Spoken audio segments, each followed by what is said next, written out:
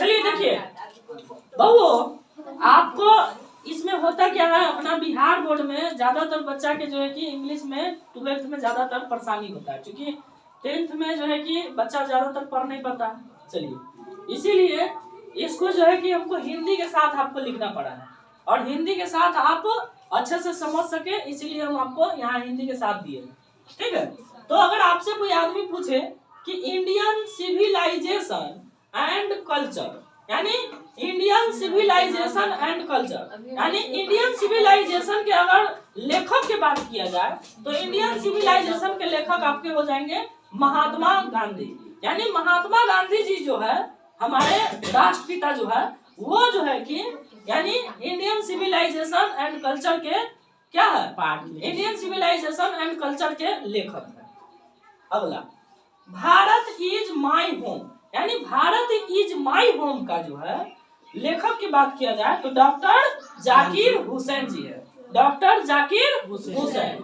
अगला बात करें, अ पिंच ऑफ सनफ, कितना बच्चा जो है कि इसको ए पढ़ देता है, ए नहीं पढ़िएगा, इसको पढ़ना है अ, ए नहीं पढ़ना है, क्या पढ़ना है, अ पढ़ना है। तो याद रखिए अ पिंच ऑफ सनफ। और हाँ एक चीज और इसमें हम आपको बता दें कि हो सकता है स्पेलिंग हम क्या किए होंगे, कैपिटल स्मॉल लिखे होंगे, उस पर आप ध्यान नहीं दीजिए, या फिर हो सकता है कि इसमें लेटर जो है कि स्मॉल कैपिटल भी हो सकता है, इस पर ध्यान नहीं देना, आपको ध्यान देना है समझने पर, या फिर सर जी हिरसी दीर्घी क्या लिखे हैं उस पर ध्यान नहीं देना, ये ध्यान देना है कि हमको याद कैसे होगा, इस पर ध्यान देना है आपको। ठीक है, हिरसी दीर्घी या फिर स्पेलिंग पर ध्यान नहीं देना, आपको याद करने पर ध्यान देना।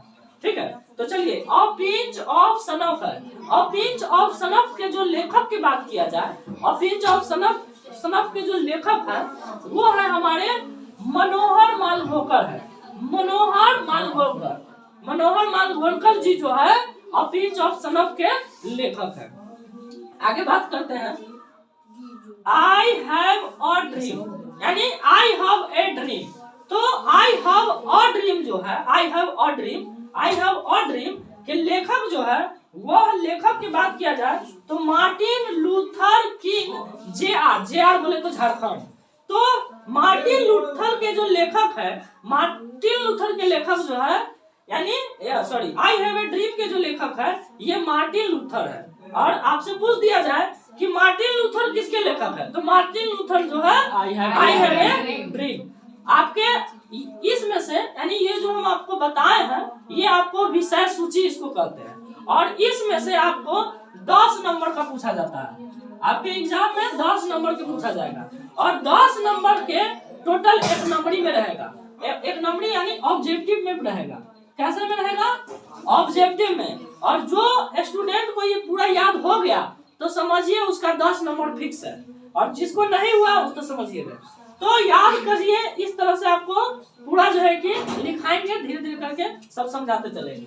ऑब्जेक्टिव में 10 नंबर का, और हाँ लेखक के नाम से ही मिलान जो है कि रहता है। जैसे आपको पूछ देगा कि आई हैव अ ड्रीम दे देगा, और लेखक के नाम 4 को 5 को नाम 4 को दे देगा ऑप्शन, और 4 ऑप्शन में कोई एक ऑप्शन रहेगा, है ना। हालांकि आपको प्रैक्टिस करवाएंगे तो उसमें सब कंप्लीट हो जाएगा। ठीक है, ऐसे 4 को ऑप्शन दे देगा, और 4 ऑप्शन में कोई एक ऑप्शन होगा तो आप उसी ऑप्शन को जो है कि सिलेक्ट करना है ना।